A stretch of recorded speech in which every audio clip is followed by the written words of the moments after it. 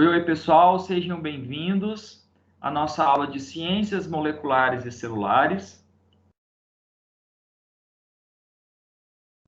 e Introdução à Biologia Celular e do Desenvolvimento.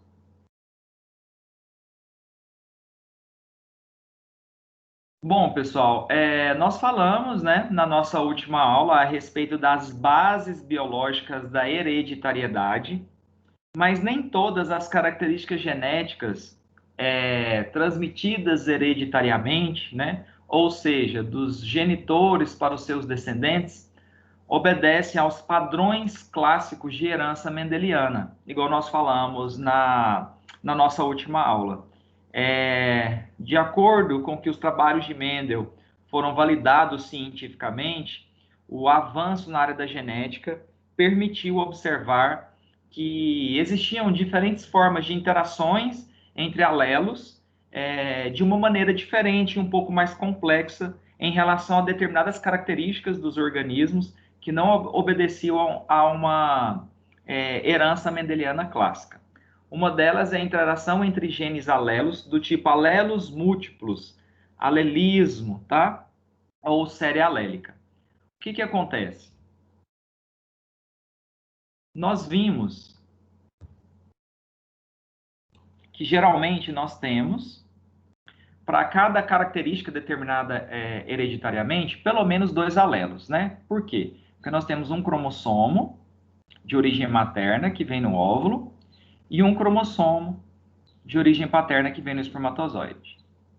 Para cada um dos 46 cromossomos, nós temos os 23 pares. Um cromossomo de origem materna, que vem no óvulo, e um de origem paterna, que vem no espermatozoide.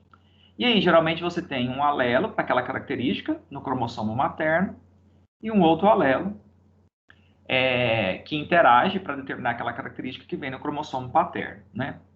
Entretanto, existem casos, e aí a gente extrapola as conclusões de Mendel, em que nós vamos ter 3 ou mais alelos para uma mesma região dos cromossomos homólogos, que é o que a gente chama de locus gênico. Então, nós temos a existência de 3 ou mais alelos para um mesmo locus cromossômico. Olha, professor, mas como é que vai ter 3 se a gente só pode ter, ou se a gente só tem 2 cromossomos ali para aquele mesmo locus, então o máximo seriam 2. A gente tem 3 ou mais quando analisamos a população. No indivíduo em específico, a gente vai ter 2 dos 3 ou daquela série alélica em questão. A explicação para a origem de 3 ou mais alelos para o mesmo locus cromossômico é que, ao longo da evolução biológica daquela espécie, um alelo selvagem vai passando por alterações em suas bases nitrogenadas, em sua sequência de bases nitrogenadas, ou seja, mutações, e gerando diferentes variações daquele alelo em questão. Então, por exemplo, a partir do alelo selvagem azão, aí se produziu o azinho. A partir de uma nova mutação, esse azinho é capaz de gerar um outro alelo. Então, aqui a gente já teria 3, ó, o azão, o azinho e esse outro o quê?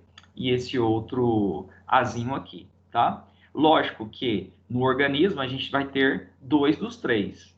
Então, em um a gente pode ter o azão, azinho, ou só azinho, azinho, ou só azão, azão. Em outro pode ser o azão com esse outro azinho, ou então este azinho com este outro aqui, tá? Sempre 2 da série, mas quando se analisa a população, você pode ter 3 ou mais, tá?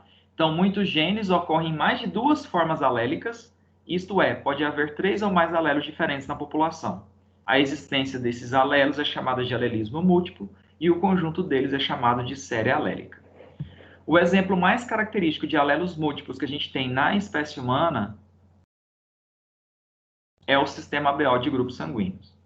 Então, os grupos sanguíneos, quanto ao sistema ABO, a gente tem 3 alelos determinando o grupo sanguíneo A, B, AB ou grupo Q, ou grupo O, grupo 0 também, chamado. São 3 alelos e em cada indivíduo você vai ter 2 dos 3.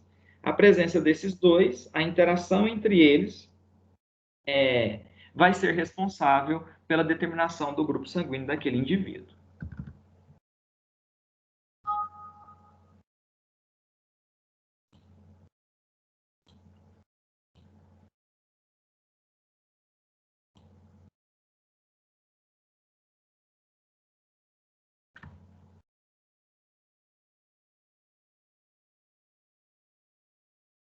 Então, pessoal, antes do século XX,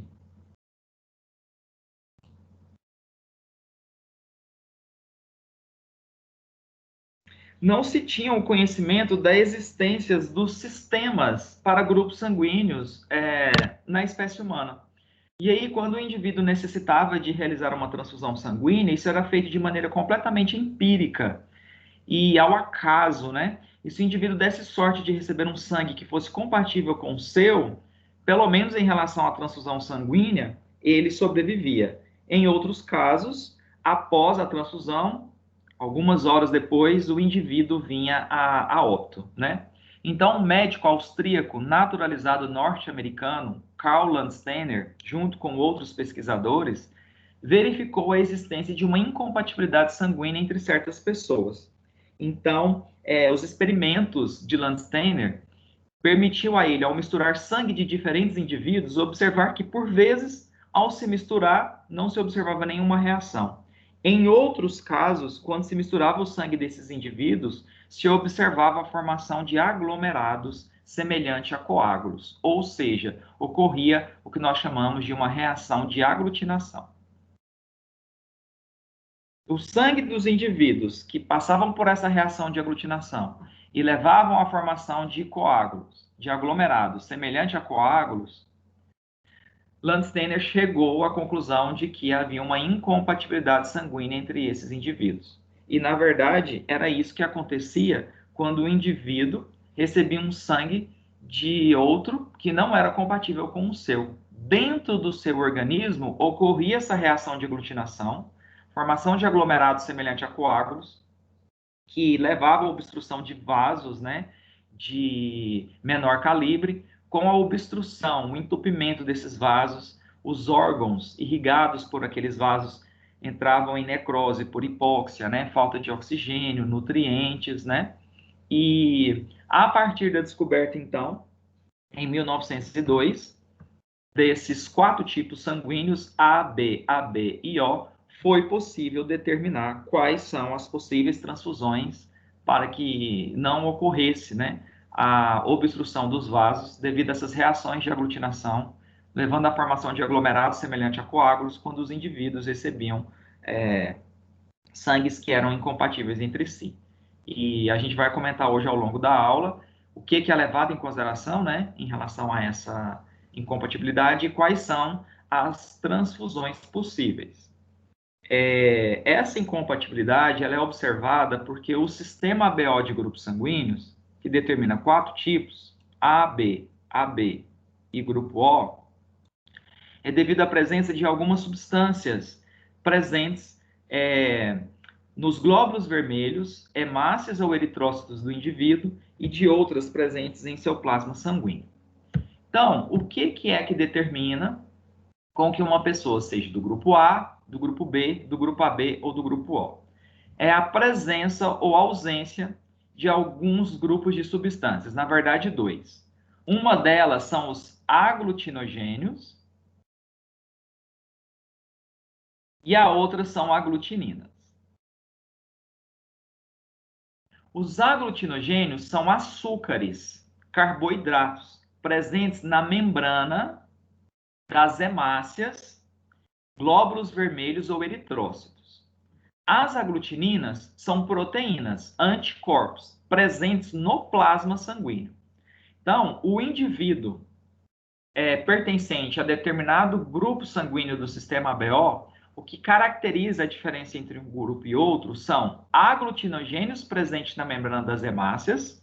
Esses aglutinogênios são carboidratos, açúcares, e aglutininas, anticorpos, proteínas presentes no plasma sanguíneo, tá? Então, por exemplo, o indivíduo do grupo A, ele tem aglutinogênio A na membrana das hemácias. Então, olha a ilustração aqui de uma figura representando a molécula do aglutinogênio A. O indivíduo do grupo B tem aglutinogênio B na membrana das hemácias. Então, tá vendo? Que até na ilustração, a molécula do aglutinogênio A é diferente do aglutinogênio Q, B, tá? Qual a aglutinina presente no plasma sanguíneo de um indivíduo do grupo A? Nunca você pode ter um aglutinogênio com a sua aglutinina correspondente, porque é o encontro do aglutinogênio com a aglutinina correspondente, que leva à reação de aglutinação e à formação de aglomerados semelhante a coágulos. Isso não pode acontecer no organismo daquele próprio indivíduo. Então, quando o organismo tem aglutinogênio A na membrana das hemácias, ele nunca vai poder ter no plasma sanguíneo a aglutinina correspondente, ou seja, a aglutinina anti-A. Então, o indivíduo que tem aglutinogênio A, ele tem no plasma sanguíneo a aglutinina anti-B. Porque se ele tivesse aglutinina anti-A, o próprio organismo levaria a reação de aglutinação e isso seria incompatível com a vida. Se o indivíduo do grupo B tem aglutinogênio B na membrana da hemácia, ele não pode ter aglutinina anti-B no plasma. Ele tem a aglutinina contrária, a aglutinina anti-A. Então, para os indivíduos do grupo A e do grupo AB, o que é que caracteriza esse grupo? A, aglutinogênio A na membrana da hemácia, aglutinina anti-B no plasma. Grupo B, aglutinogênio B na membrana da hemácia, aglutinina anti-A no plasma. O indivíduo do grupo AB, ele é AB porque ele tem tanto o aglutinogênio A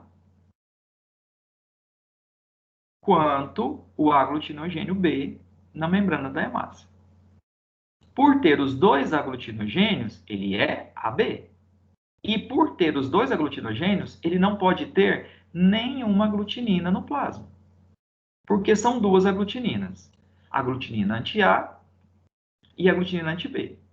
Se ele tiver a anti-A, reagiria com o aglutinogênio A. Se ele tivesse aglutinina anti-B, reagiria com o aglutinogênio B. Então, ele não pode ter nenhuma. Os indivíduos do grupo O não têm nenhum aglutinogênio na membrana da hemácia.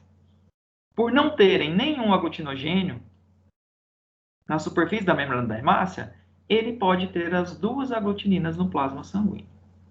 Então, a condição, né, do indivíduo do grupo AB para o grupo O é contrária. O AB tem os dois aglutinogênios, o A e o B, e nenhuma aglutinina. O O não tem nenhum aglutinogênio. Mas ele tem o quê? Ambas as aglutininas no plasma sanguíneo, tá? Então, é a presença ou ausência, né, de aglutinogênios e aglutininas é que são responsáveis pela determinação desses grupos sanguíneos, né? Na verdade, a gente tem um açúcar... Aqui, ó, tá vendo que aqui você tem como se fosse um pedúnculo? Você tem ali alguns açúcares na membrana das hemácias do grupo O, tá? Na verdade, são 4 moléculas de açúcar. Mas para que você converta esse açúcar num aglutinogênio, você precisa de uma quinta molécula, que é o que o grupo O não tem. O grupo O só tem o que a gente chama aqui de substância H. Se a essa substância H você adicionar um quinto açúcar, aí ele é capaz de se converter em aglutinogênio, tá? Então, olha aqui. Indivíduos do grupo O, eles têm, na superfície da molécula, apenas 4 moléculas de açúcares, que não são responsáveis ou que não levam à determinação da presença de uma substância antigênica do tipo aglutinogênio, tá? Eu tenho que ter a essa substância, que a gente chama de substância H, uma quinta molécula de açúcar. Então, por exemplo, aqui, ó, a substância H, esses 4 moléculas de açúcar, se eu adicionar uma quinta molécula, aí vira aglutinogênio. Se eu adicionar uma quinta molécula, vira aglutinogênio, tá?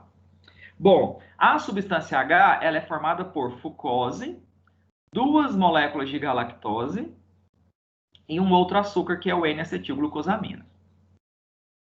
Se a essa substância H, que é formada por fucose, 2 moléculas de galactose e uma molécula de glicosamina, você adicionar uma molécula de galactosamino, aí a substância H vira o aglutinogênio A, que está na membrana das hemácias do indivíduo do grupo A. Se a essa substância H, né, que é a fucose, a 2 de galactose e a glucosamina, você adicionar uma terceira molécula de galactose, aí você tem um aglutinogênio B. O indivíduo do grupo AB tem tanto o aglutinogênio A, que é caracterizado pela adição da galactosamina à substância H, quanto o aglutinogênio B, que é caracterizado pela terceira molécula de galactose presente aqui. No caso do grupo O, ele não tem nem aglutinogênio A e nem o B.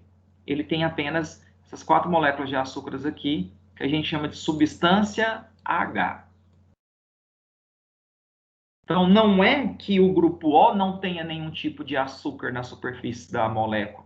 Não é que o grupo O não tenha nenhum tipo de açúcar na membrana de suas hemácias ou eritrócitos. Ele tem, mas por serem apenas 4 moléculas de açúcar, isso não atua como uma substância antigênica, capaz de induzir a produção de anticorpos, igual um aglutinogênio. Mas quando essas 4 substâncias, quando essas 4 moléculas, na verdade, né, que formam uma substância chamada de H, você adiciona um quinto açúcar, aí sim ele já vira um aglutinogênio. Esse quinto açúcar, no caso do aglutinogênio A, é a adição de uma molécula de galactosamina, e no caso do aglutinogênio B, é uma terceira molécula de galactose. O indivíduo grupo AB tem ambos os aglutinogênios na membrana das hemácias.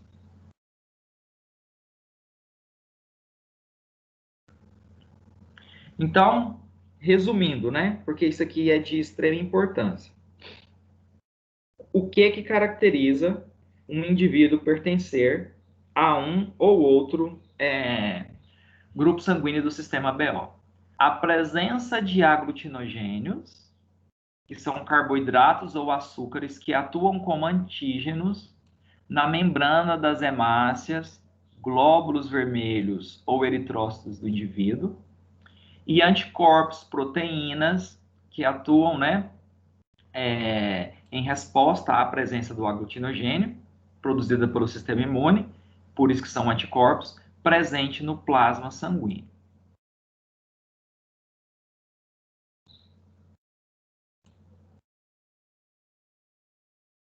Nunca no mesmo organismo eu posso ter o aglutinogênio e a sua aglutinina correspondente. Então, se eu tiver no organismo aglutinogênio A, nunca você vai encontrar aglutinina anti-A. Se eu tiver o B, você nunca vai encontrar aglutinina anti-B, tá? Então, o indivíduo do grupo A tem aglutinogênio A e aglutinina anti-B.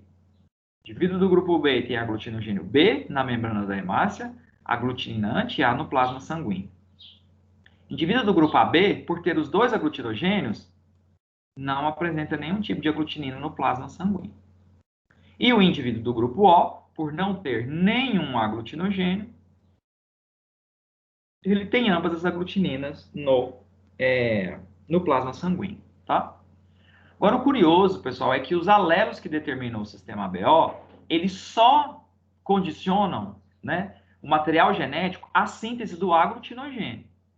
Então, o indivíduo do grupo A recebe alelo para sintetizar aglutinogênio A, o indivíduo do grupo B recebe alelo para produzir o aglutinogênio B, o indivíduo do grupo AB recebe alelos para produzir tanto o aglutinogênio A quanto o B, e o indivíduo do grupo O não recebe alelos para síntese de aglutinogênios. As aglutininas, elas não são determinadas geneticamente. Na verdade, elas são anticorpos, e anticorpos só é sintetizado na presença do antígeno. Professor, o que explica o indivíduo do grupo A, então, ter aglutinina anti-B, se ele teria que ser exposto ao aglutinogênio B para produzir esse anticorpo como uma resposta à presença desse antígeno? Então, pessoal, descobriram que após o nascimento, né, logo após o nascimento, você só tem os aglutinogênios na membrana da hemácia. Você não tem aglutinina no plasma. Só que aí, de acordo com que o bebê vai se alimentando, né, ingerindo leite materno, né, ou caso seja algum outro tipo de alimentação, o intestino desses recém-nascidos, neonatos, eles passam a ser colonizados por bactérias que vão fazer parte da microbiota normal do intestino. Curiosamente, algumas dessas bactérias da microbiota normal, do tipo gram-negativas, possuem em suas cápsulas moléculas de açúcares muito semelhantes aos aglutinogênios A e B, que atuam como substâncias o quê? Antigênicas. Como antígenos, essas substâncias seriam capazes de estimular a produção de anticorpos, que são as aglutininas. Então, você tem lá no seu intestino bactérias gram-negativas que possuem em suas cápsulas moléculas de açúcares que se assemelham muito aos aglutinogênios A e B. Para o indivíduo que é do grupo A, o aglutinogênio A é uma molécula comum, normal, endógena para ele, mas o B não. Por isso que o indivíduo do grupo A produz aglutinina anti-B. Para o indivíduo do grupo B, o aglutinogênio B é uma molécula comum, normal, endógena, não é um antígeno para ele. Por isso que o indivíduo do grupo B produz aglutinina anti-A. O indivíduo do grupo AB, nem o aglutinogênio A nem o B é estranho para ele. Não atua como antígeno, são moléculas próprias do organismo, é endógeno, não produz. Para o O, ele não tem nenhum aglutinogênio. Então, tanto o aglutinogênio A quanto o B são substâncias estranhas para ele e ele produz ambos os tipos de aglutininas, tanto a anti-A quanto a anti-B.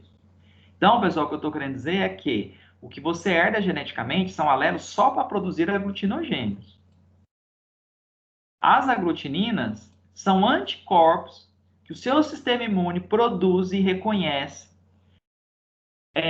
como uma reação cruzada devido à presença de moléculas de açúcares presentes em cápsulas de bactérias gram-negativas do seu intestino, que se assemelha muito aos aglutinogênios A e B. Quando o indivíduo é portador de determinado aglutinogênio, aquela substância não é estranha para ele. Então, para aquele aglutinogênio, ele não produz anticorpo. Ele só vai produzir anticorpo para o aglutinogênio que não é estranho para ele. Por isso que o AB não produz nenhum anticorpo, porque os dois aglutinogênios são moléculas naturais do seu organismo.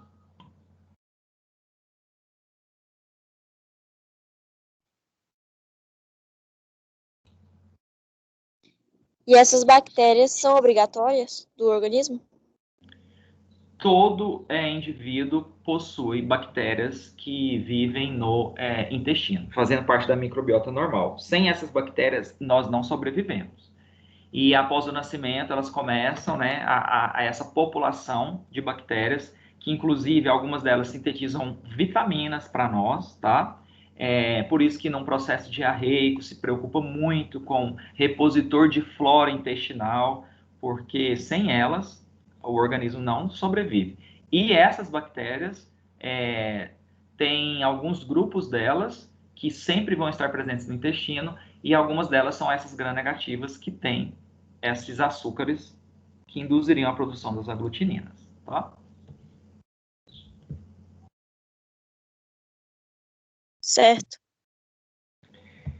Bom, nós temos um teste de tipagem sanguínea bem simples, né? Que geralmente, assim, em aulas práticas de genética, se for na graduação, porque senão a aula de genética, assim, às vezes é só na pós-graduação, numa especialização, num mestrado, porque requer o uso, né, de técnicas mais avançadas e mais complexas, mas essa aqui é uma técnica simples, que é possível de ser realizada em laboratório, sem necessidade de reagentes, né, ou vidrarias ou equipamentos muito específicos, que é a tipagem sanguínea, tanto para o sistema BO quanto para o sistema RH, que a gente vai falar do sistema RH também. O RH é o que determina o indivíduo ser RH positivo ou negativo, né? O sistema BO é grupo A, B, AB ou O. Então, essa tipagem sanguínea, ela é feita com uma lanceta, fazendo um furo no dedo. Então, álcool em um chumacinho de algodão, álcool 70 para fazer asepsia, vem com uma lanceta, faz o furo na ponta do dedo e coloca gotas de sangue numa lâmina, né? Sobre uma das gotas, você vai pingar um soro contendo aglutinina anti-A. E sobre outra, você vai colocar um soro contendo aglutinina, o quê? Anti-B, tá? Então, isso são reagentes que você adquire, tanto a aglutinina anti-A quanto a anti-B. E quando você coloca, né? Não é colocar o anti-A e o anti-B na mesma gota. Sobre uma gota, você pinga anti-A, sobre a outra anti-B. Você pode ter 4 resultados diferentes, que refletem se o indivíduo é do grupo A, do B, do AB ou do O, tá? Seria a reação de aglutinação, aquela formação de aglomerado semelhante a coágulo, só na gota onde você pingou o anti-A, ou a reação de aglutinação só na gota onde você pingou o anti-B, a reação de aglutinação com a formação de aglomerados semelhante a coágulos nas duas gotas ou a ausência de aglutinação nas duas gotas, tá? Aqui é um desenho ilustrativo, mas aqui, ó, aqui seria uma reação de aglutinação, a formação de aglomerados semelhante a coágulos nas duas gotas. Quando não acontece, fica o sangue mesmo, com a coloração homogênea, avermelhada, sem a observação desses aglomerados, tá? E aqui é para o sistema RH, que eu ainda vou explicar hoje. E aí, professor? Então, o que seria, né? Eu posso ter 4 resultados lá. Eu coloco as gotas de sangue numa lâmina, sobre uma gota eu pingo o soro anti-A, sobre a outra eu pingo o soro anti-B, e eu vou ter 4 resultados diferentes. Se ocorrer a reação de aglutinação, formação de aglomerados semelhante a coágulos, só onde eu pinguei o soro anti-A, onde eu pinguei anti-B não, o que significa? A reação de aglutinação, pessoal, ela acontece com o aglutinogênio encontrando com a aglutinina correspondente. Se teve a formação de coágulos aonde eu pinguei o soro anti-A, isso significa que esse sangue tem aglutinogênio A. Esse sangue não tem aglutinogênio B, porque se tivesse, teria reagido também aonde eu pinguei a gota com o soro anti-B. Qual é o único grupo sanguíneo que só tem aglutinogênio A? O indivíduo do grupo A. Então, esse resultado aqui seria de um indivíduo do grupo A. Se ocorreu a reação de aglutinação, formação de aglomerados semelhante a coágulos, só onde eu peguei o soro anti-B, onde eu peguei o soro anti-A, aglutinina anti-A, não, significa que esse indivíduo tem aglutinogênio B, porque reagiu com o soro anti-B, e não tem aglutinogênio A, porque nessa aqui não reagiu. O único grupo sanguíneo que só tem aglutinogênio B é o indivíduo do grupo B.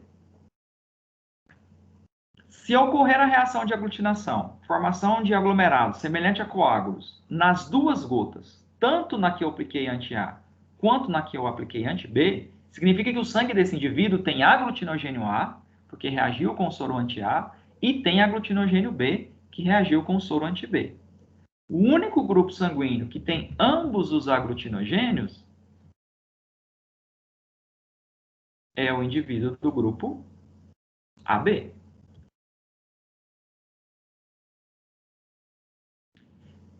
Pinguei o soro anti-A e o anti-B. Ausência de aglutinação nas duas gotas. Significa que o sangue desse indivíduo não tem nem o aglutinogênio A para reagir com o soro anti-A, nem o aglutinogênio B para reagir com o soro anti-B. O único grupo sanguíneo que tem ausência, né, de aglutinogênios, ele não tem nenhum tipo de aglutinogênio, é o indivíduo do grupo O. Se não tem aglutinogênio, não reage com a aglutinina anti-A nem a anti-B. Certo isso, pessoal?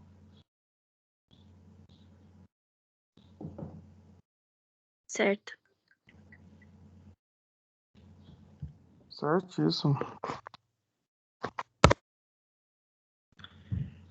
Agora sim, ao termos entendido a constituição dos indivíduos que são de grupo A, B, AB ou O, que diz respeito à presença ou ausência de aglutinogênios e aglutininas, nós vamos falar dos tipos possíveis de transfusão sanguínea. Então, pessoal, nós vimos aqui, o problema dessa transfusão é o aglutinogênio encontrar a aglutinina correspondente, porque quando o aglutinogênio A encontra a aglutinina anti-A e quando o aglutinogênio B encontra a aglutinina anti-B, olha lá o que acontece. A reação de aglutinação, a formação de aglomerados semelhante a coágulos.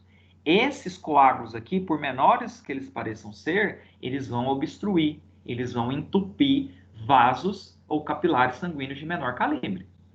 E isso vai ocorrendo de forma gradativa até que os órgãos irrigados por esses vasos morram por necrose, porque se não chega sangue neles, falta oxigênio e nutrientes. Então, não pode acontecer isso no interior do organismo do indivíduo. E era isso que acontecia antes de 1902, que não se sabia da presença dessas incompatibilidades sanguíneas, e o indivíduo precisava de uma transfusão, a transfusão era feita Em alguns casos, o indivíduo sobrevivia, em outros, algumas horas depois, ele vinha a óbito. Hoje se sabe é porque provavelmente ele recebeu um sangue incompatível, né? O que não pode acontecer na transfusão sanguínea? O aglutinogênio do sangue do doador encontrar a aglutinina correspondente no sangue do receptor. Então, se o aglutinogênio encontrar a aglutinina correspondente, não pode acontecer. Então, por isso, por exemplo, eu vou explicar para cada um no diagrama, mas só aproveitando a figura aqui. Indivíduo do grupo A não pode doar sangue para indivíduo do grupo B. Porque, olha lá, o aglutinogênio A vai encontrar a glutinina anti-A. É isso que dá a reação de aglutinação. Da mesma forma, o B não pode doar para o A. Porque, olha lá, o aglutinogênio B vai encontrar a glutinina anti-B. Pensa o indivíduo do grupo AB também doando para o O. Morre mais rápido ainda, porque é os dois aglutinogênios encontrando as duas o quê? Aglutininas. Mas, eu vou mostrar para vocês num diagrama geral, para vocês verem de cada um. Curiosamente, o O ele pode doar para todos os grupos sanguíneos. O AB não pode doar para o O, mas o O pode doar para o AB. Ah, professor, não entendi. Tudo bem, o AB não doar para o O, eu entendo, porque o aglutinogênio A vai encontrar a glutinina anti-A e o aglutinogênio B vai encontrar a glutinina anti-B. Beleza. Mas o O pode doar para o AB, mas aí a aglutinina anti-A não vai encontrar o aglutinogênio e a aglutinina anti-B não vai encontrar o aglutinogênio? Sim, tá? Mas o que que acontece? O aglutinogênio do doador não pode encontrar a aglutinina no sangue do receptor. Quando é o contrário, a aglutinina do doador encontrar o aglutinogênio no sangue do receptor, isso pode. Por quê, professor? Porque a aglutinina está no plasma sanguíneo. Ela não está na membrana da hemácia. Essa aglutinina do doador, quando ela entra em contato com o sangue do receptor, o volume de sangue do plasma sanguíneo do indivíduo que está recebendo o sangue é muito maior do que aquela bolsa de sangue que foi doada. Então é como se essas aglutininas se dissolvessem. E a quantidade dela, não é que não ocorre a aglutinação, não, até acontece, mas é tão pequena, tão insignificante, que não traz risco para o indivíduo receptor, tá? Agora, o sangue doado vai muita hemácia. E aí a quantidade de hemácias, que é onde o aglutinogênio está, é o suficiente para dar a reação de aglutinação, tá? O ideal, na verdade, pessoal, é cada grupo sanguíneo doar para o seu. O A doar para o A, o B doar para o B, o AB para o AB e o O para o O. Mas isso é levado em consideração, tá? De que o O possa doar para todos em virtude disso, porque o problema é quando o aglutinogênio de doador encontra a aglutinina no receptor. Quando a aglutinina do doador encontra o aglutinogênio no receptor, isso não traz risco, porque a quantidade de plasma do sangue que está sendo doado, quando entra em contato com o organismo receptor, o volume de sangue do receptor é muito maior e levaria a uma dissolução, né? Diluiria um pouco dessas aglutininas e não traria risco, tá? Então, o problema da transfusão sanguínea é quando o indivíduo portador de determinada aglutinina recebe o sangue de um indivíduo com aglutinogênio correspondente. Uma pessoa portadora de determinada aglutinina não pode receber sangue cujas hemácias tenham um aglutinogênio correspondente. Por isso que se eu tenho lá no indivíduo grupo A aglutinina anti-B, ela não pode receber sangue do grupo B, porque ela vai receber um sangue de um indivíduo com aglutinogênio correspondente. Aglutinogênio B encontrando aglutinina anti-B.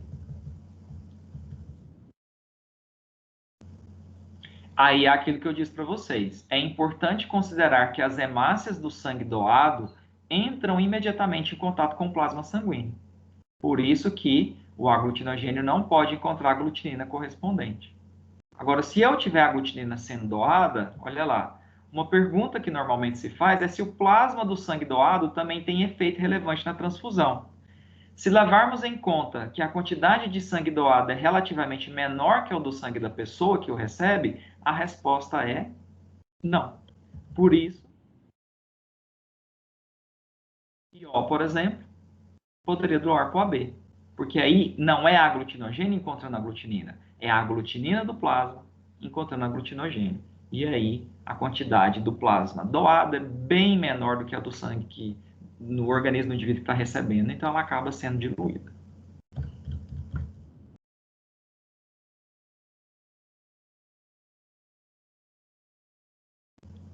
Então, ó, os tipos possíveis de transfusão sanguínea, a gente vai falar para cada um dos grupos, começando pelo grupo A.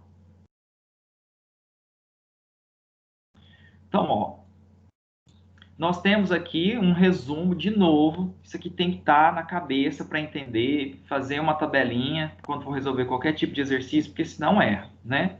O que caracteriza cada um dos diferentes grupos sanguíneos é a presença ou ausência de dois tipos de substâncias. Aglutinogênio, presente na membrana das hemácias, são açúcares, carboidratos que atuam como antígenos, e as aglutininas, proteínas, anticorpos presentes no plasma sanguíneo.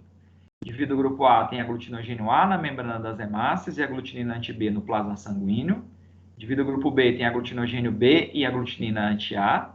O indivíduo do grupo AB tem ambos os aglutinogênios na membrana das hemácias e nenhuma aglutinina no plasma sanguíneo. E o O é o contrário, não tem nenhum aglutinogênio na membrana das hemácias e ambas as aglutininas no plasma sanguíneo.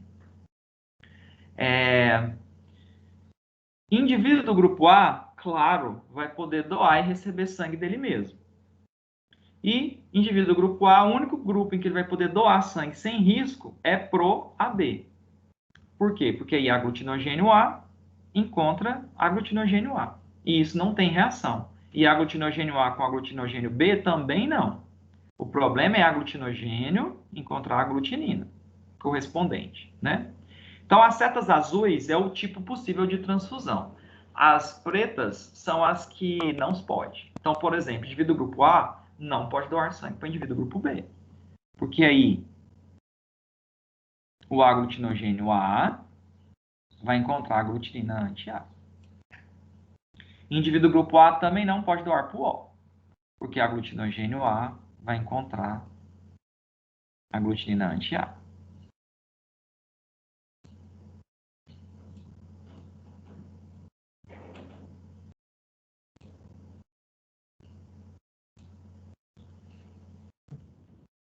Indivíduo do grupo B, claro, também vai poder doar e receber sangue dele mesmo e pode doar para o AB, porque o aglutinogênio B não reage com o aglutinogênio A. A aglutinogênio B não reage com o aglutinogênio B. Agora o B não pode doar para o A, que aí o aglutinogênio B encontra a aglutinina anti-B. E o B não pode doar para o O também, porque o aglutinogênio B vai encontrar a aglutinina anti-B.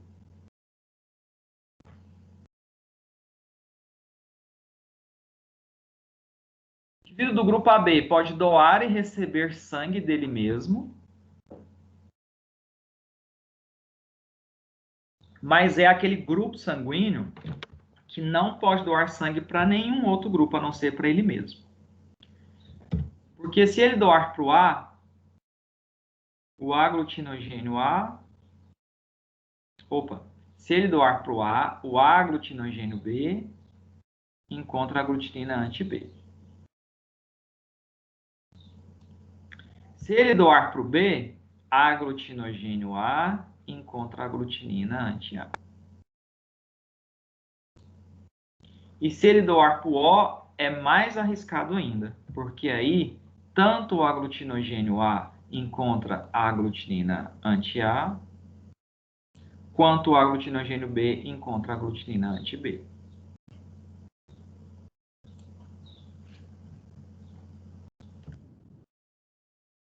O O doa e recebe dele mesmo, e pode doar para todos os outros grupos sanguíneos, porque ele não tem nenhum aglutinogênio que possa reagir com as aglutininas que venham a estar ou não presentes no plasma sanguíneo. Então, ele doa para todos. Então, por isso que o AB só doa para ele mesmo mas ele recebe de todos os outros grupos sanguíneos. Então, ele é o receptor universal. O O é o contrário. Ele só recebe dele mesmo, mas ele pode doar para todos os outros grupos sanguíneos. Então, ele é o doador universal, tá? Então, o indivíduo do grupo O é doador universal. O indivíduo do grupo AB é receptor universal. Então, olha lá, o O só pode receber dele mesmo, mas ele doa para todos os outros. Para o O, que é o dele mesmo, né? Para o A, para o B e para o AB. O indivíduo do grupo AB é o contrário. Ele só doa para ele mesmo, mas ele pode receber dele mesmo, do O, do A e do B. O A doa e recebe para ele mesmo, mas só pode doar para ele mesmo e para o AB. E o B doa e recebe dele mesmo, só pode doar para ele e para o AB. E aí aqui você tem um resumo, né, dos tipos possíveis de transfusão sanguínea.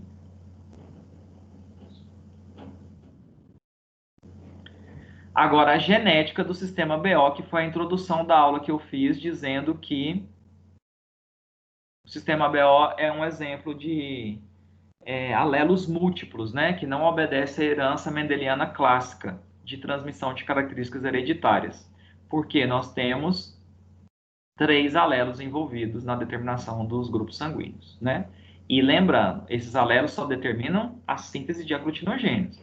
As aglutininas anti-A e anti-B é uma resposta do sistema imune a açúcares presentes em cápsulas de bactérias gram-negativas do intestino, como uma reação de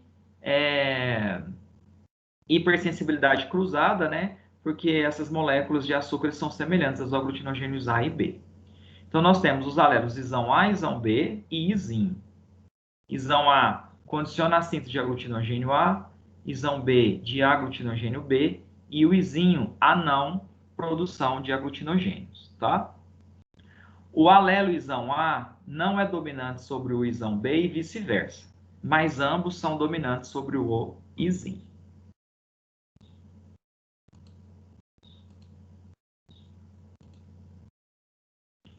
Quais seriam os tipos possíveis de genótipos e fenótipos, então? Os indivíduos do grupo A e do B, por eles serem dominantes sobre o izinho, eles vão poder ser homozigotos ou heterozigotos, tá?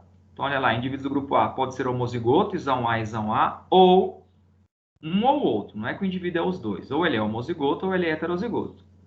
Indivíduos do grupo B, ou eles são homozigotos, isão B, ou heterozigotos, isão B e izinho. Agora, A, B e O só tem um tipo possível de genótipo. O indivíduo do grupo AB é isão A, isão B. O indivíduo do grupo O é izinho, izinho. O indivíduo do grupo O tem que ser izinho, izinho, porque ele não pode ter nenhum alelo que condicione a síntese de aglutinogênio, porque ele não tem aglutinogênio.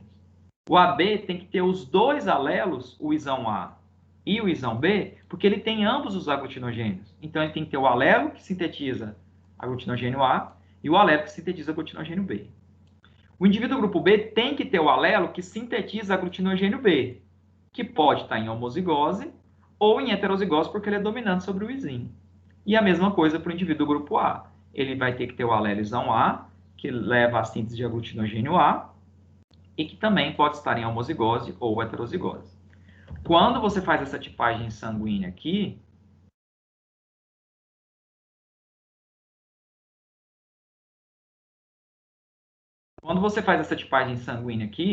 se determinar que o indivíduo é do grupo AB, aí você sabe que ele é isão A, isão B.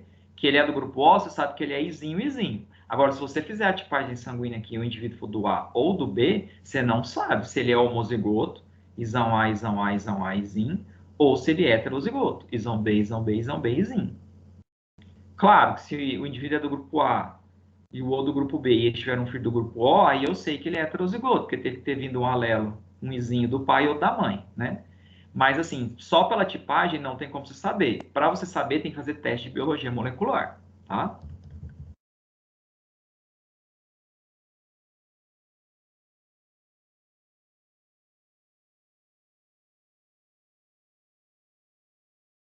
Então, por exemplo, imagine um casal, né, em que a mulher seja do grupo AB que só tem um genótipo possível, isão A e isão B, e um homem que seja do grupo O. Curiosamente, esse casal, nenhum filho vai ser do grupo AB ou do grupo O. A mulher é do grupo AB, o homem é do grupo O, e eles não vão ter nenhum filho do grupo AB e nem do grupo O. Por quê? A mulher vai produzir óvulos com o alelo isão A ou isão B. E o homem só espermatozoides com o alelo izinho. Isão A, izinho, grupo A. Isão A, izinho, grupo A. Isão B, izinho, grupo B. Isão B, izinho, grupo B. Então, 50% dos seus filhos serão do grupo A e 50% serão do grupo Q, do grupo B.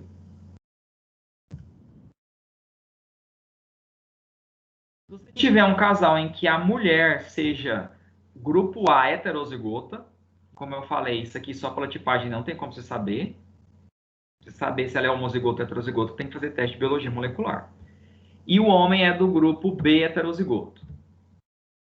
Esse é o casal que pode ter qualquer grupo sanguíneo entre seus filhos. Porque olha lá, a mulher vai produzir óvulos com os alelos isão A ou izinho, e o homem com os alelos isão B ou izinho. Lembrando, gente, a gente viu isso na aula passada. Por que é que a gente separa? Porque na meiose você reduz a metade o número dos cromossomos. De maneira que cada gameta tem apenas um alelo do par, né? Para na hora da fecundação restabelecer lá o pareamento. Então, isão A com isão B, isão A e isão B, o indivíduo é do grupo AB. Isão A, izinho, o indivíduo é do grupo A. Isão B, izinho, o indivíduo é do grupo B. E izinho, izinho, o indivíduo é do grupo O.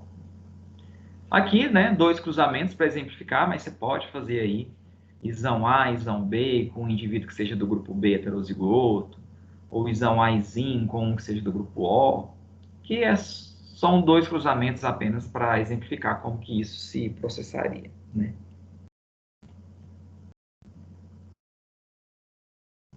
Além do sistema BO, 38 anos depois, porque nós vimos que o sistema BO foi elucidado, né, por Landsteiner e seus colaboradores.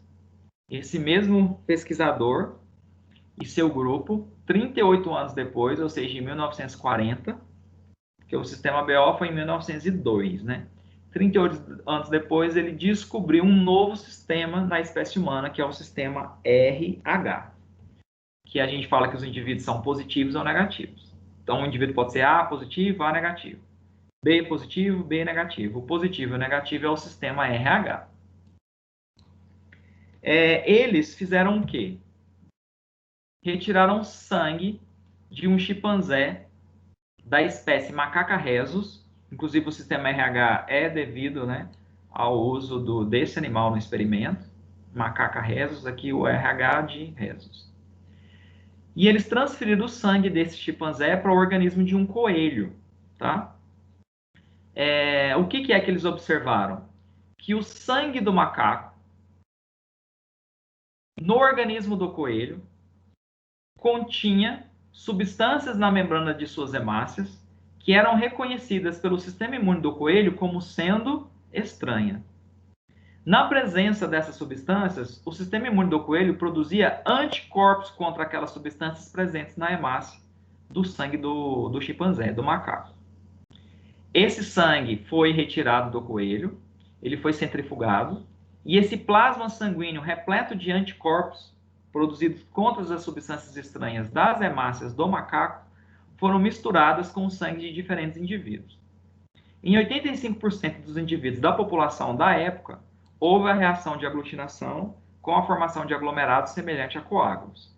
E em média, em 15%, não houve reação, não foi observada reação de aglutinação nenhuma, tá? Qual foi a conclusão a que eles chegaram? Que as hemácias do macaco possuíam alguma proteína que era estranha e que atuava como antígeno no organismo do coelho. A essa proteína, eles deram o nome de fator RH. De novo, em homenagem aqui a espécie utilizada no experimento. Esse fator RH, no organismo do coelho, atuava como um antígeno. O sistema imune do coelho produzia anticorpos contra o fator RH, ou seja, anticorpos anti-RH. Esses anticorpos anti-RH, extraídos do plasma sanguíneo do coelho, foram misturados com o sangue de diferentes indivíduos. Como na evolução biológica, os chimpanzés são a espécie mais aparentada geneticamente do homem, acredita-se que a espécie humana possa ter ou não, na membrana das suas hemácias, também uma proteína muito semelhante ao fator RH do chimpanzé. Aqueles que têm essa proteína na hemácia, conhecida como fator RH, reagem com anticorpo anti-RH, levando à formação de aglomerados semelhantes a coágulos, que são os indivíduos RH positivos, ou seja, aqueles que têm fator RH, essa proteína na hemácia. Os indivíduos em que pingou o anticorpo anti-RH e não houve a reação de aglutinação, significa que são aqueles que não têm o fator RH na membrana das hemácias, ou seja, são indivíduos RH negativos. Então, para o fator RH, o que faz com que o indivíduo seja RH positivo ou negativo? A presença ou não de uma proteína chamada de fator RH na membrana da hemácia.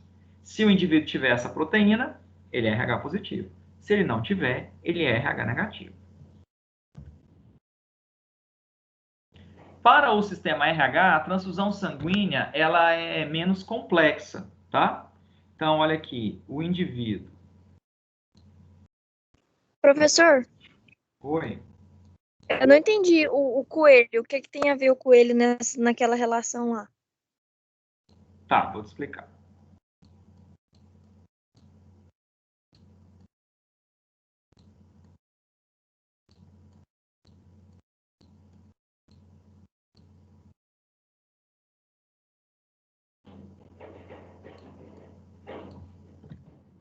O coelho foi utilizado no experimento para se verificar a produção de anticorpos contra alguma substância, uma proteína, presente na membrana da hemácia do macaco que fosse estranha para o seu organismo.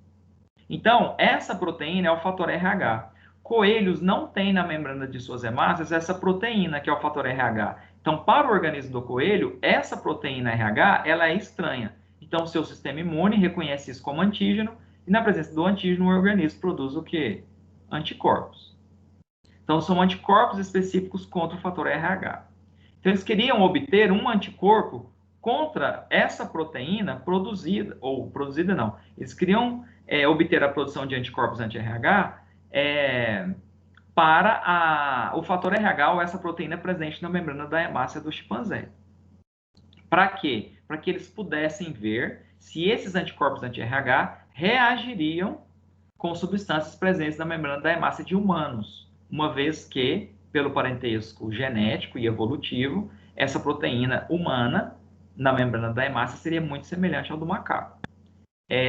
O coelho aqui foi utilizado assim como você usa o cavalo para produzir soro antianfítico contra o veneno de cobra, por exemplo.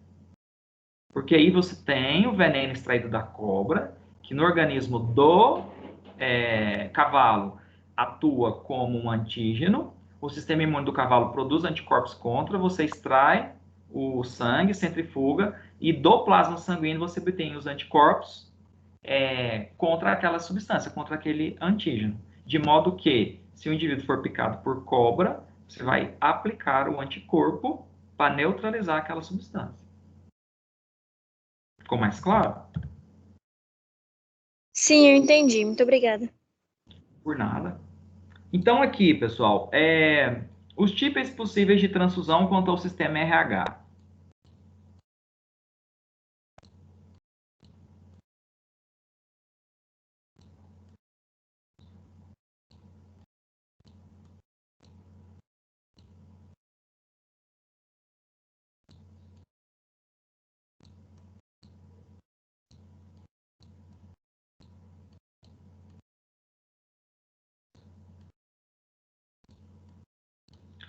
Então, indivíduos RH positivo podem doar sangue para indivíduo RH positivo.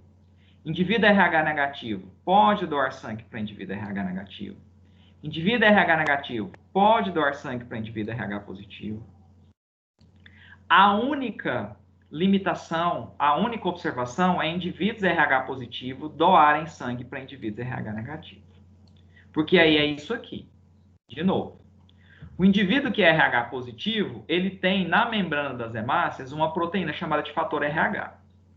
Se ele doa sangue para o indivíduo que é RH negativo, o indivíduo RH negativo não tem essa proteína, esse fator RH na membrana da hemácia.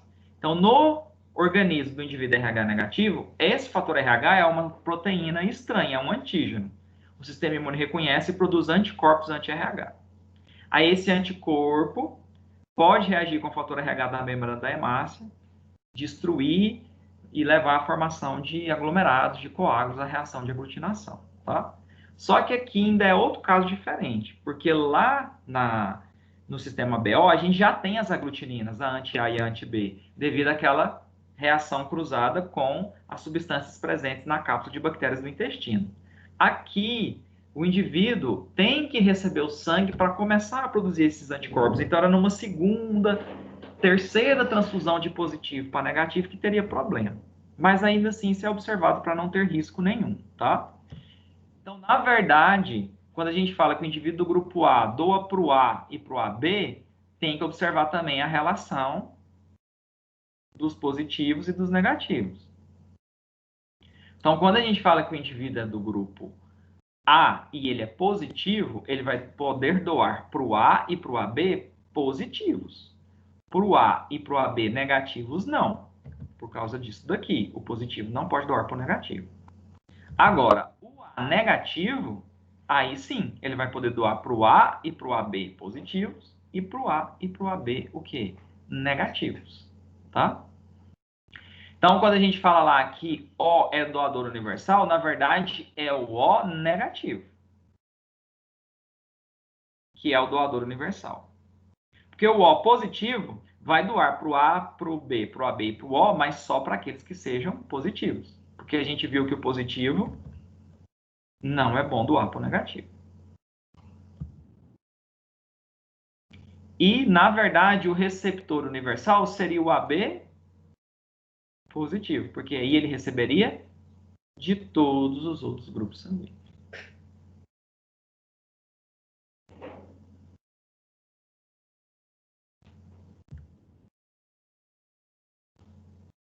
Então, aqui a gente tem um outro resuminho, né? Demonstrando que o O negativo, como eu disse, ele sim é o doador universal, doa para todos, né? E que o AB positivo seria o de verdade o receptor universal, né? Porque ele teria a possibilidade de receber de todos. Mas tem essa tabelinha aqui, essa outra aqui, que acabou uma sendo resumo da outra. E aqui também, né? O O pode doar para ele, para o AB, para o A, para o B. O AB recebe de todos as setinhas em direção a ele. O B só vai poder receber do O e dele mesmo, mas ele doa para o AB e para o B. O A só pode receber do O e dele mesmo, mas ele doa para o A e para o AB. RH positivo pode doar para RH positivo. RH negativo pode doar para RH negativo. RH negativo pode doar para RH positivo. Que não pode, por isso que não tem a seta. É isso aqui, ó.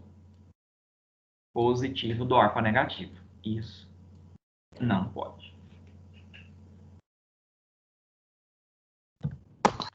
Professor, deixa eu tirar uma dúvida aqui, senão eu vou acabar tendo um troço aqui. Algumas questões, como por exemplo, o banco de sangue solicita somente sangue AB negativo ou A negativo. Não seria mais interessante, então, ele solicitar o O que é universal? Sim,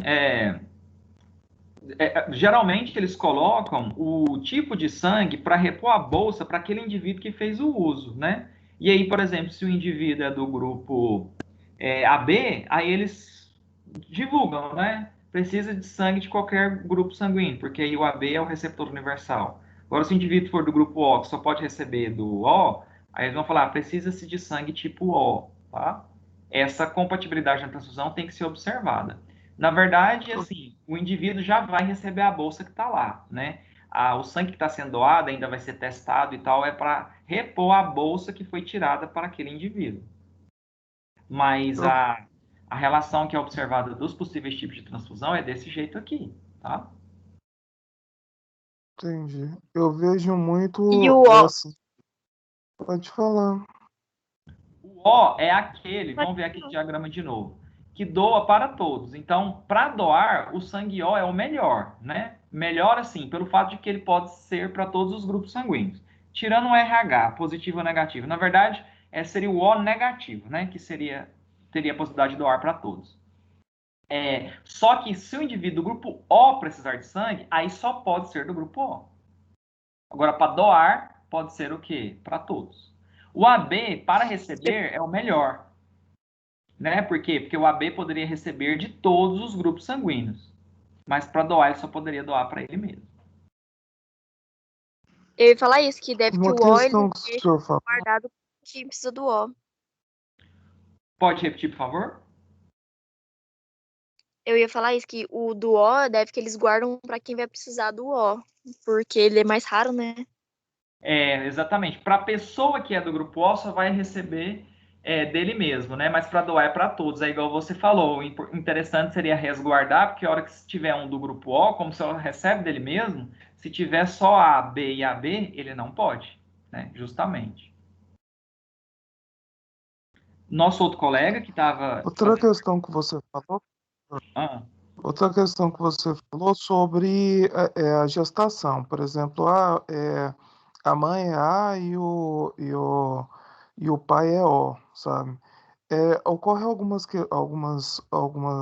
algumas vezes em que a mãe ela está gestando ali uma gravidez em que o bebê não é compatível ao tipo de sangue dela e ela tem que tomar aquele tipo de vacina, porque senão ocorre aquele tipo de aborto espontâneo e tal. O senhor consegue explicar de uma forma aí para mim entender o que que essa vacina faz ou o motivo dessa vacina? sim, que inclusive aqui, ó, é a nossa próxima parte agora da aula, tá? Desculpe, então, vou Não, esperar. não, na verdade, assim, né? Demonstra que você está interessado na aula e entendeu, porque isso é muito importante. Aí depois que eu falar, se ainda ficar alguma dúvida, vou abordar essa questão da vacina, aí você pode interromper e me perguntar, tá bom? Ok. Bom, pessoal, o sistema RH, ele não é um caso de alelo múltiplo, tá? Em relação à genética, é uma herança mendeliana simples. São dois alelos, que um vem no cromossomo paterno, o outro no materno, né? E os indivíduos RH positivos são dominantes.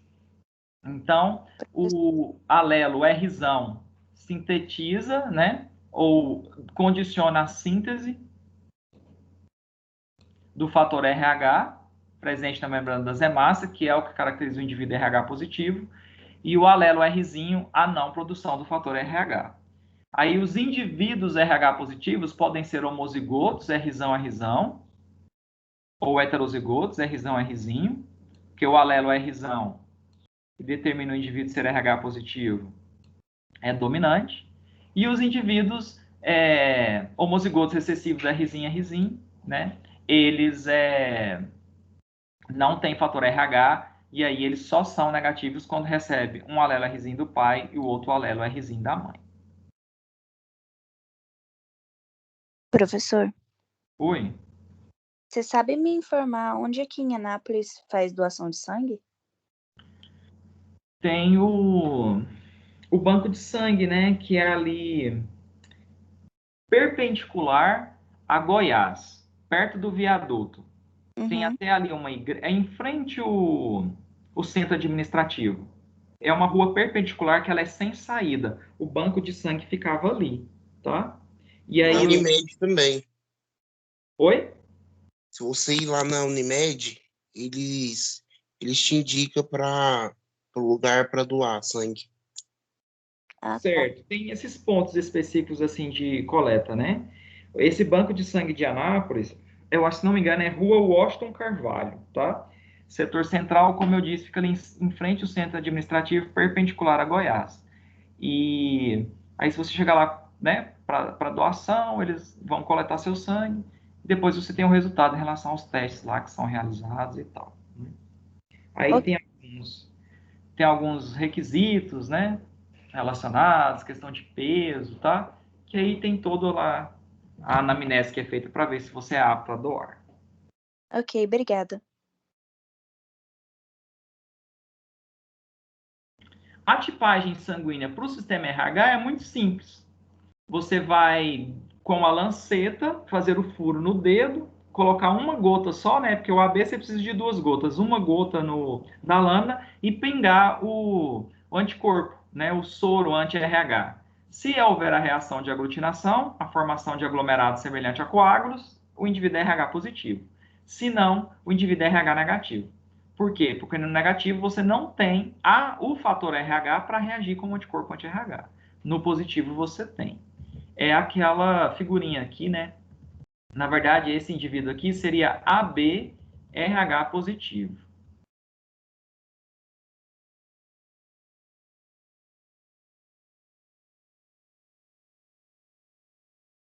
Aqui, ó, esse indivíduo seria AB, que reagiu nas gotas onde pingou o soro anti-A e o anti-B, e reagiu na gota onde pingou o soro anti-RH. Então, seria ABRH positivo, tá? Então, a tipagem para o sistema BO e RH é feita assim, numa lâmina, as 2 gotas para o sistema BO e uma gota para o RH.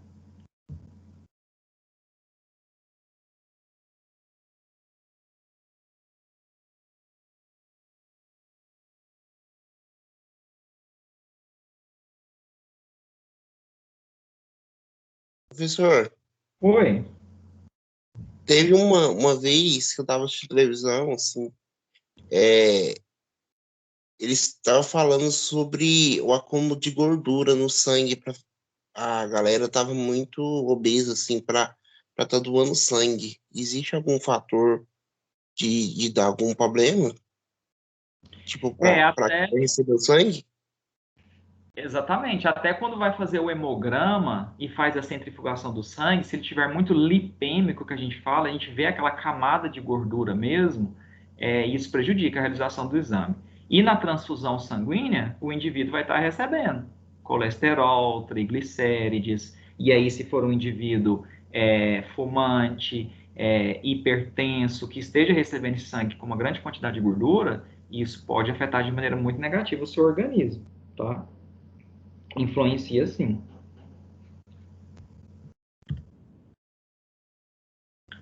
Como perguntado pelo nosso colega, pessoal, existe uma condição relacionada a uma incompatibilidade do sangue do casal em relação ao sistema RH, tá? Que é capaz de gerar uma doença na criança. Para o casal, problema algum, mas é na criança. E é só em relação ao fator RH, tá? Então, o casal, se ele é do grupo A, B, AB, O, podem ter filhos independente de qual grupo sanguíneo seja. Agora, existe uma restrição em relação ao fator RH, tá? É uma única condição para que isso aconteça. Se não obedecer a essa condição, não tem risco, tá? O pai tem que ser RH positivo, a mãe tem que ser RH negativa e a criança tem que ser RH positiva. Se não tiver essa condição,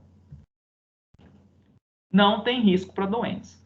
É a única, sem exceção alguma. Então, pai é positivo, mãe é negativa, filho é negativo, não tem problema.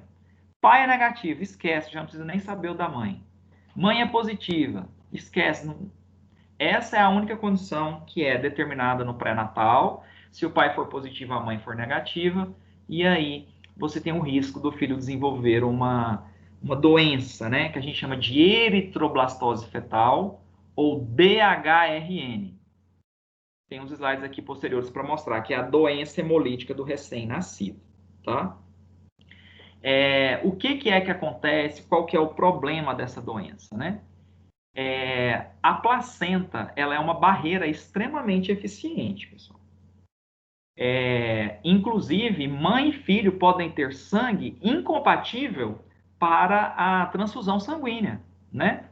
Então, por exemplo, uma criança do grupo O, a mãe é do grupo A, por exemplo, o A não vai poder doar para o grupo O. e ela está gerando uma criança ali do grupo O, por exemplo.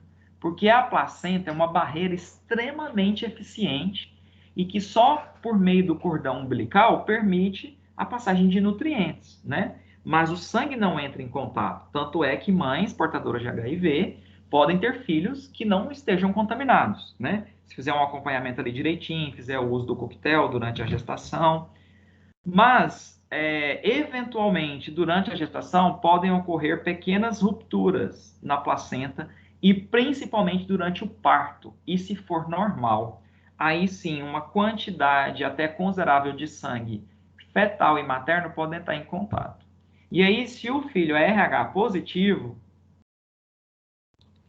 as suas hemácias com o fator RH no organismo da mãe atuam como uma substância antigênica, como uma substância estranha.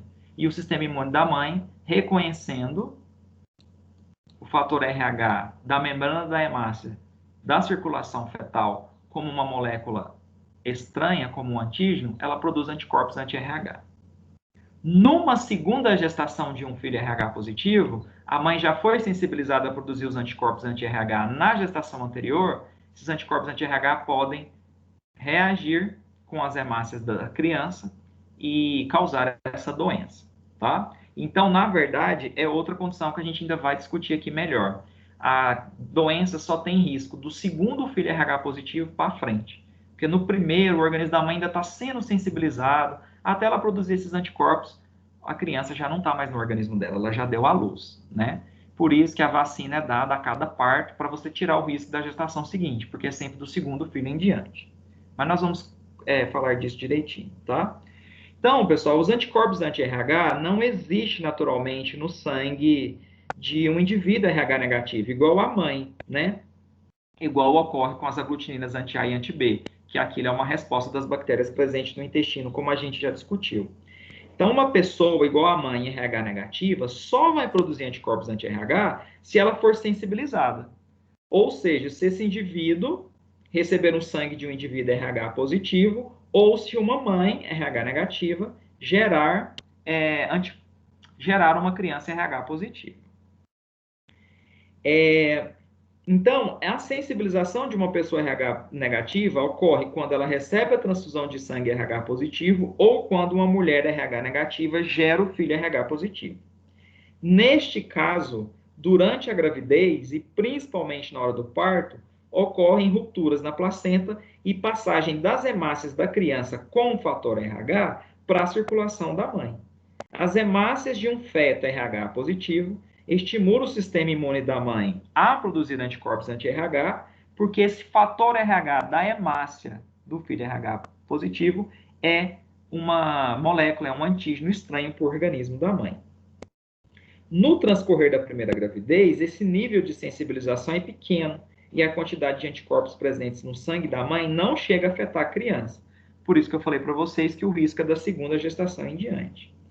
Na hora do parto, porém, pode ocorrer forte sensibilização da mãe, o que terá consequências para gestações posteriores. Aí, se uma próxima criança gerada por essa mãe for RH positiva, os anticorpos anti-RH serão rapidamente produzidos pelas células de memória imunitária da mãe sensibilizada. Eles vão atravessar a placenta, entrar em contato com a circulação fetal, destruir as hemácias do feto e o processo que permanece e continua no recém-nascido, ocasionando a doença que a gente chama de eritroblastose fetal ou DHRN, tá? Então é isso, pessoal. A mãe, ela pode gerar uma criança que, como eu disse para vocês, inclusive podem ser de sangues incompatíveis para transfusão sanguínea, inclusive quanto ao sistema BO, porque a circulação da mãe e do feto, elas ficam separadas pela placenta. A placenta é uma barreira extremamente eficiente, né?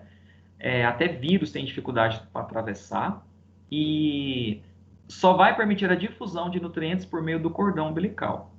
Mas, eventualmente, durante o parto, podem ter micro-rupturas nessa placenta e principalmente durante o parto, e aí a circulação fetal e materna entrar em contato. No caso de uma mãe que é RH negativa, ela não tem na membrana das hemácias o fator RH, mas a criança RH positiva tem o fator RH. Então, essas hemácias no organismo da mãe induzem ela a produzir anticorpos anti-RH. Isso ocorre principalmente durante o parto. Só que aí a criança já não está mais no organismo materno, ela já deu à luz. Só que esses anticorpos anti-RH permanecem na circulação da mãe. Quando ela gera uma segunda criança RH positiva, as células de memória imunitária vão produzir mais anticorpos anti-RH e quando a circulação materna e fetal entrar em contato, esses anticorpos vão encontrar o fator RH na membrana da hemácia da criança e vai levar à doença. A gente vai ver como que isso vai se processar, tá? Então, numa primeira gravidez, a sensibilização materna para a produção dos anticorpos anti-RH vão acontecer principalmente na hora do parto. Por isso que para uma criança RH positiva não dá tempo desses anticorpos anti-RH serem produzidos e entrar em contato com a circulação do feto para destruir as hemácias. Mas numa segunda gestação, em que o organismo da mãe novamente vai ser sensibilizado a produzir mais anticorpos anti-RH pelas células, né, de memória imunitária, né? E aí, quando circulação materna e fetal entrar em contato, esses anticorpos vão reagir com o fator RH na membrana das hemácias da criança RH positiva e vai causar os sintomas característicos da doença, né? E aí, o que é que acontece? Primeiro, se os anticorpos anti-RH encontram na membrana das hemácias o fator RH, ocorre a reação de aglutinação. Aglomerado semelhante a coágulo. O que isso leva? Destruição das hemácias. Se você diminui o número de glóbulos vermelhos, hemácias ou eritrócitos, você tem um quadro de anemia. E a anemia, ela influencia todo o organismo, porque as hemácias é que transportam o oxigênio. Se o transporte de oxigênio fica prejudicado, a respiração celular fica prejudicada. Se você prejudica a respiração celular, você diminui a produção de energia, de ATP. Então, o organismo ele tem mais propensão a infecções, ele tem mais dificuldade para realização de atividades em virtude dessa diminuição de energia, por isso que o indivíduo anêmico ele fica indisposto, cansado, né? Todas as vezes que as hemácias são degradadas, elas vão para o fígado e a degradação das hemácias gera um pigmento, que é a bilirrubina. E esse é um processo e um ciclo normal, porque cada hemácia tem uma média de vida de 90 dias, 3 meses. Só que aqui, a destruição de hemácias está muito superior ao ciclo normal. Então, muita hemácia destruída vai para o fígado e muita bilirrubina acaba sendo produzida como resposta à degradação dessas hemácias. E a bilirrubina é a que dá uma cor amarelada, as fezes, a urina. Só que como você tem bilirrubina demais, essa bilirrubina fica no sangue e a criança desenvolve uma pele amarelada, chamada de icterícia. Essa pele amarelada é reflexo da presença de bilirrubina no sangue, tá? Tem crianças que têm icterícia quando nascem e não têm eritroblastose fetal, tá? Às vezes é porque o sistema sanguíneo ainda está passando por um processo de maturação e aí produziu muita bilirrubina. Aí às vezes dá o banho de luz porque a bilirrubina ela é fotossensível, ela degrada na presença de luz, tá? E o excesso de bilirrubina, por isso que está o banho de luz também na criança, mesmo que ela não tenha eritroblastose fetal, pode se acumular no cérebro e levar a possíveis perturbações mentais.